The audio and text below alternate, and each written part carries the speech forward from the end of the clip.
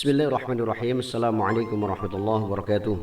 Ini saya bercerita dengan sebuah kisah seorang pemuda yang masuk surganya Allah Subhanahu wa taala. Yang dimana sebuah keterangan ada seorang sahabat yang bernama Malik bin Sinan. Malik bin Sinan ini Rasulullah pernah menyatakan barang siapa yang melihat seseorang dari penduduk surga maka hendaklah melihat laki-laki ini. Dan beliau menunjukkan kepada Malik bin Sinan yang pada saat itu kondisinya mati syahid. Nah, para jamaah yang dirahmati Allah Subhanahu wa taala, Al-Mubarakfuri dalam sebuah kitabnya beliau menerangkan sebuah keterangan wa amtasa Malik bin Sinan walidu Abi Sa'id Al-Khudri. Jadi Malik bin Sinan itu adalah seorang ayah daripada Abi Sa'id Al-Khudri. Beliau pada saat itu menelan atau menyedot darahnya Rasulullah Sallallahu Alaihi Wasallam dari pipi Rasulullah Sallallahu Alaihi Wasallam yang pada saat itu Rasulullah sedang terluka.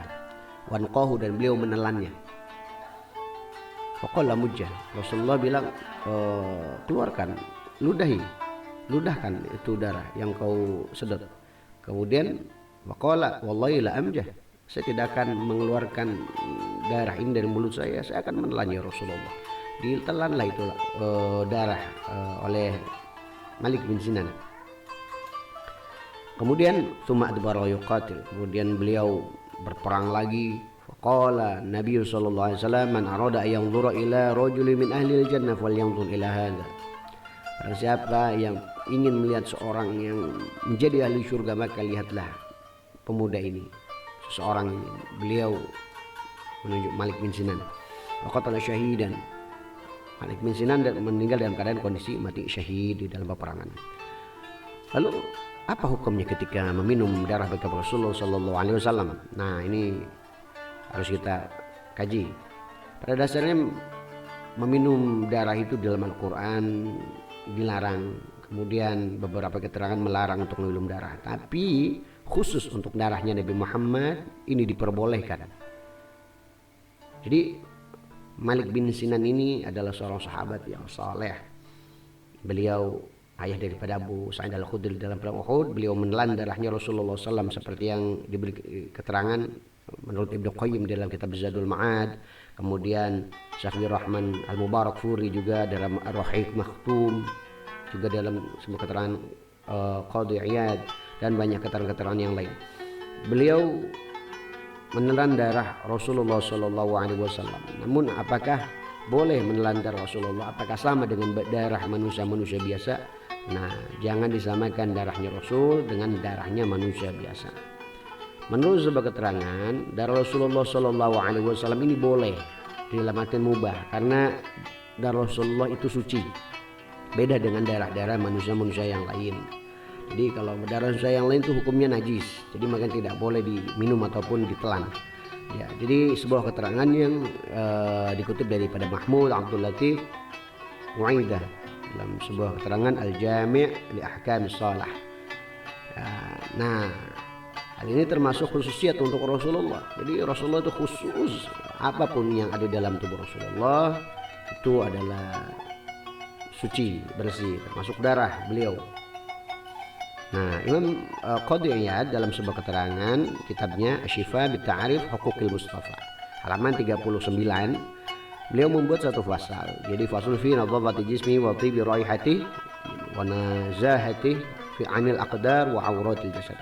Di fasal tentang kebersihan tubuh ya, dengan kewangian bau badan dan kebersihan dari kotoran-kotoran itu, bahwa Imam Qadhi Iyad menyatakan khususiyat Nabi Muhammad SAW, wa amma nadhafatu jismihi wa tibu rihihi wa araqihi wa nazahatihi min 'anil aqdar wa auratil jasad fa kana qad khassahu Allahu dzalika bi khasa'is lam tujadu fi ghairihi.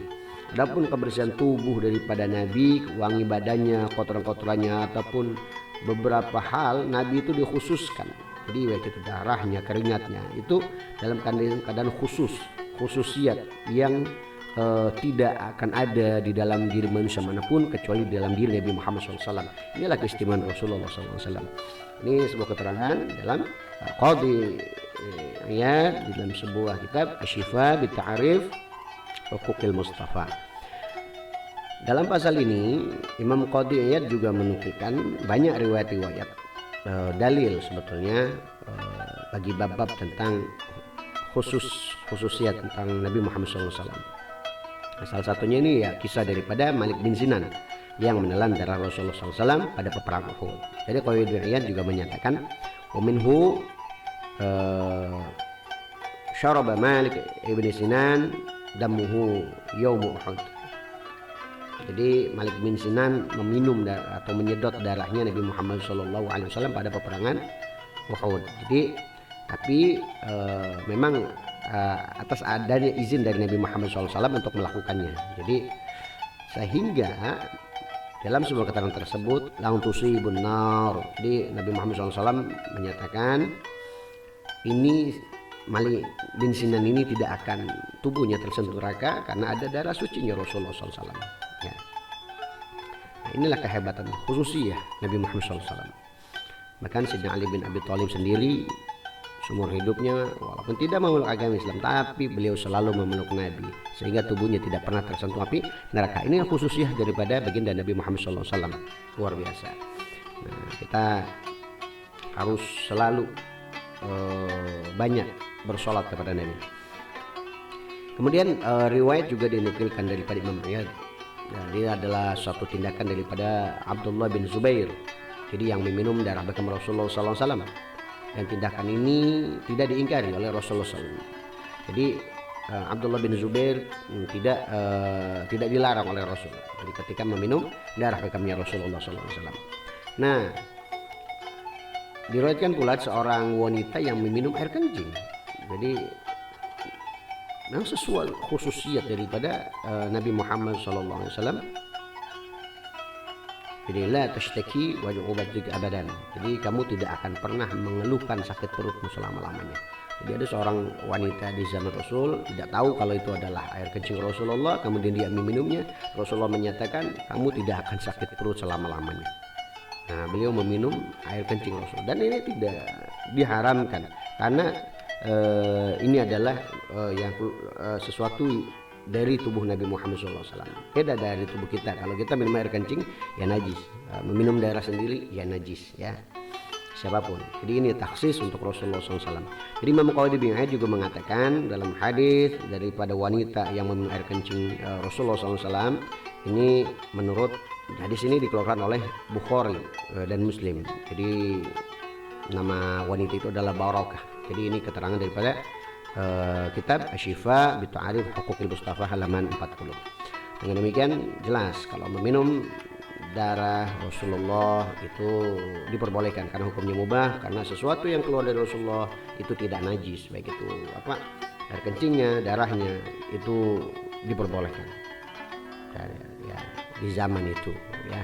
Tapi kalau kita meminum darah siapapun, entah darah kekasih ataupun darah seorang ustadz, nah itu tidak boleh karena tetap diharamkan. Karena beda darahnya kita dengan darahnya Rasulullah SAW. Semoga dari kisah ini kita bisa semakin cinta kepada Rasul dan semakin taat terhadap menjalankan sunnah-sunnahnya Rasul juga yang paling penting, dan semoga kita selalu diaku jadi umat Rasulullah SAW.